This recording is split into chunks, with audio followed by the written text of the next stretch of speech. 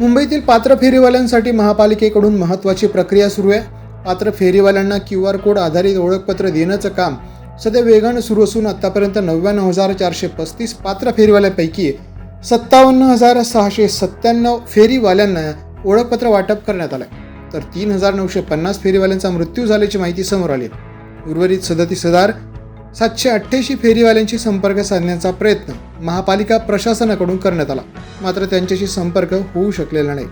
दरम्यान QR code आधारित ओळखपत्र वाटपासाठी 31 ऑगस्ट ही अंतिम मुदत निश्चित करण्यात आली आहे.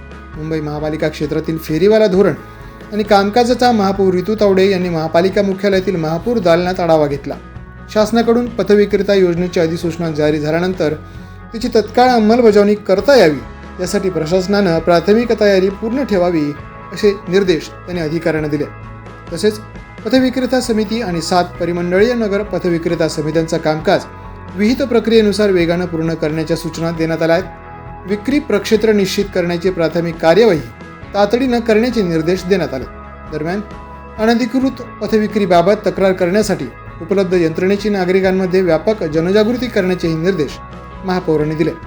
पथविक्रेता समित्यांवरील अशासकीय सदस्यांच्या नियुक्तीची प्रक्रिया ही अंतिम टप्प्यात असून विविध संवर्गातून एकूण 153 अर्ज प्राप्त झाले. त्यामुळे आता 31 ऑगस्टपर्यंत किती पात्र फेरीवाल्यांना QR कोड आधारित ओळखपत्र मिळतं आणि मुंबईतील फेरीवाला धोरणाची अंमलबजावणी कशी होते याकडे सर्वांचं लक्ष लागलंय.